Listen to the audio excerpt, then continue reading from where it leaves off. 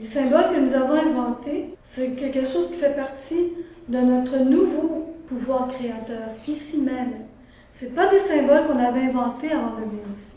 On les a inventés ici même, parce que c'est ici même qu'on peut développer notre pouvoir créateur, à partir de notre bagage. C'est ça qu'on a fait ensemble. On a trouvé des leçons de sagesse à travers nos récits, nos histoires. On a appris à faire des liens. Aujourd'hui, j'aimerais qu'on regarde plus attentivement tout ce que nous avons fait, parce qu'on va pouvoir faire des liens entre une histoire et une autre histoire, entre mon histoire et celle de l'autre aussi. C'est ce qu'on va faire ensemble. Prendre le temps d'analyser, de comprendre mieux les histoires qu'on a créées ensemble.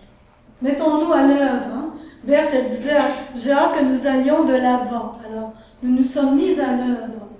Donc là, c'est beau de vous voir comment vous êtes concentrés, oui.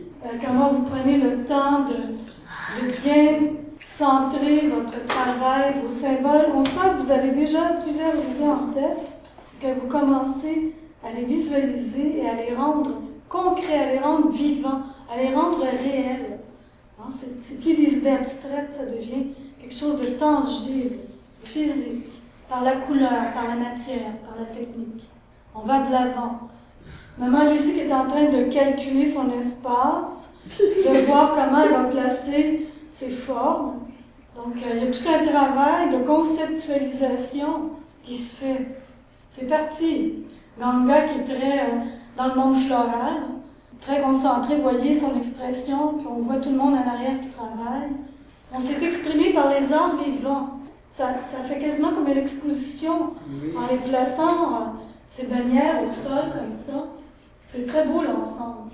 Donc, récits, gestes, symboles, rythme, chant, danse, c'est tout ça qu'on exprime à travers ces images colorées.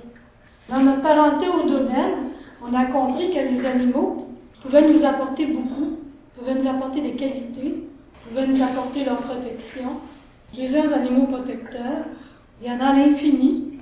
On s'est raconté des histoires d'animaux, on s'est rappelé des histoires de chasse, le rôle du chien qui devient chacal aussi, ou le chacal qui se prend pour le chien. On a raconté des histoires d'ours, des histoires de corneilles. Donc, il y avait plein d'animaux qui jouaient un rôle important dans notre environnement. On s'est rendu compte de ça aussi. Qu'il y avait une proximité entre l'humain et l'animal, finalement.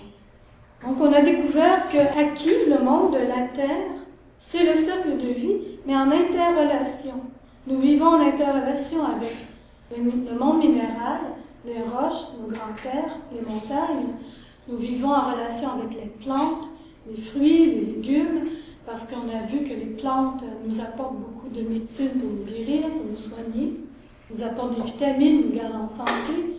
On a vu que les animaux étaient très importants dans le cercle, que c'est eux qui nous aidaient à vivre, qui nous montraient des leçons de vie.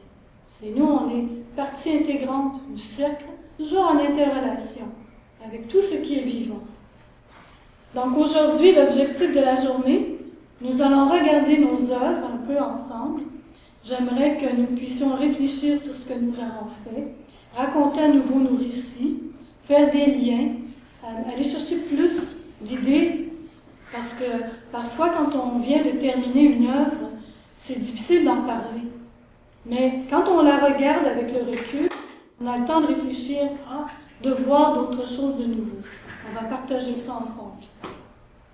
J'aimerais avoir vos commentaires sur qu'est-ce que les ateliers sur la culture autochtone, qu'est-ce que ça vous a apporté jusqu'à présent?